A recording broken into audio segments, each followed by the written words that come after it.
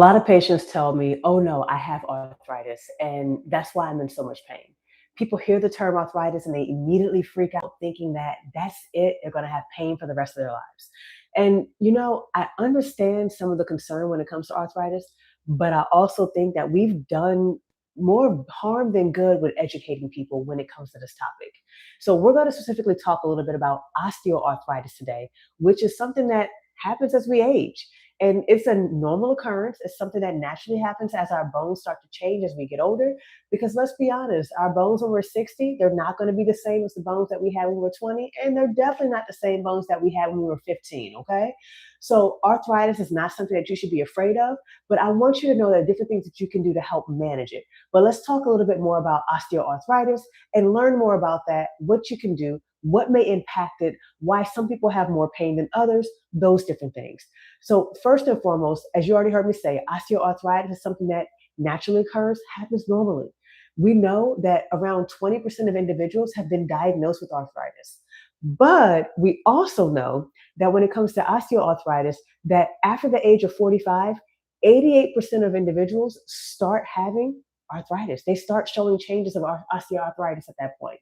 So if 88% of the population are having those changes, it's more than likely that you're going to experience arthritic changes at some point in your life. That does not mean that you'll have pain at some point in your life, but you will have those changes. Some of the most commonly reported places where people notice they're having pain related to arthritis is at the knees, at the hips, at the back, and sometimes even at the shoulder and neck. So those joints that are getting a lot of movement that we use a lot. But just because you're having pain, especially if you're related to arthritis, that doesn't mean we want you to stop moving. And we'll go into that in just a little bit.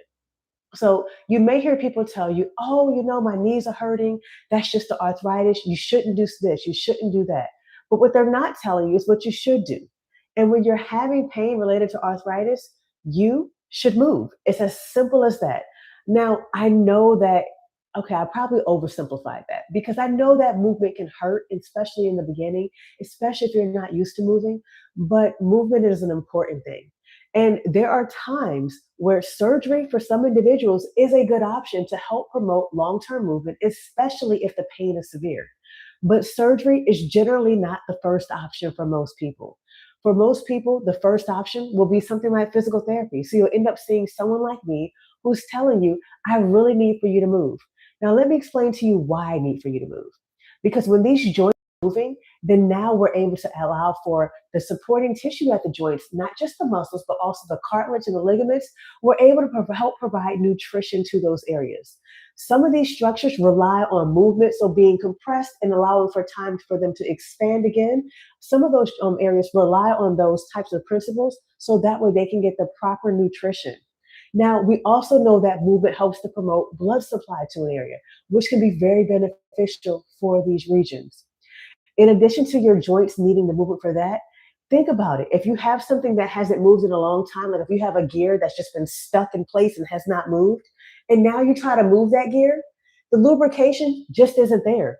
So if you're moving a joint constantly, you're allowing for that joint to be naturally lubricated. So that way you're able to get that joint moving easier over time.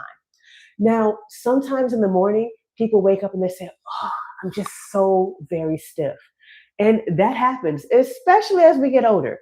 And some of that, not all of it, but some of it may be related to arthritis itself. And what I encourage you to do is if you're having those different sensations is to take some time and gradually start moving.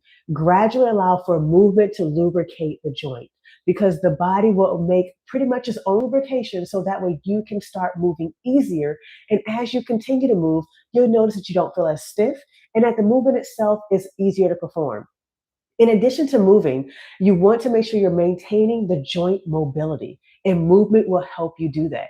So taking time to stretch, taking time to explore the depth of range that you have at a joint, because we want to make sure that you're able to do tasks that require you to bend your knee, such as stepping up and down a step or going up and down a curb, getting in and out of a chair. Those things require for your knees to be able to straighten and bend. So you need to have that mobility there. Taking the time to stretch, maybe 5 or 10 minutes a day to start with, so that way you can make sure those joints are limber and also well lubricated. Now, movement is key not just to keep the joints moving, but movement is also key so that way you can keep the joints around the area, the muscles around the area strong. Because the joints, if those muscles are strong, the joints won't have to bear as much of the brunt of the force. But if those muscles surrounding the joint are weaker, guess what's getting more force? The joint. So if you want to allow for the joint to not have to absorb as much shock, have strong muscles. You need to make sure the muscles are strong.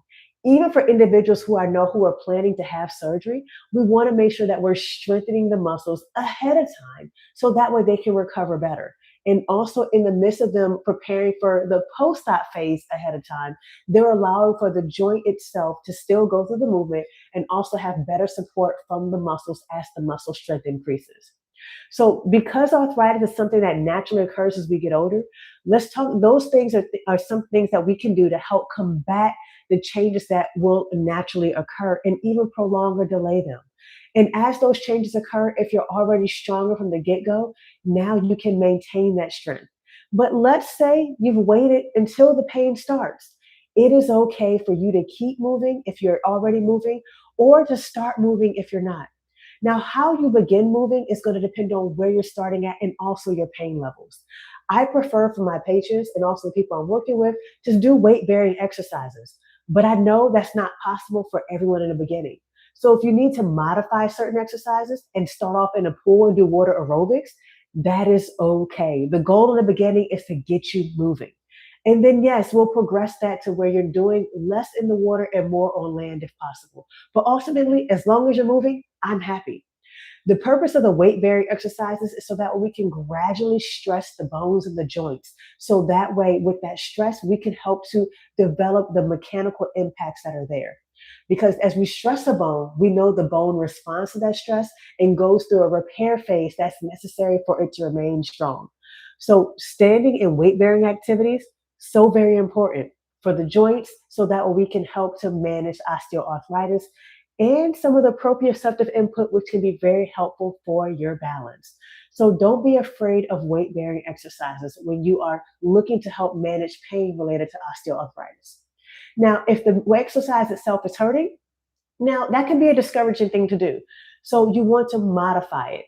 Easy exercise that you can modify, something as simple as squats. If it hurts for you to do a squat standing up out of a chair, then start off with a mini squat.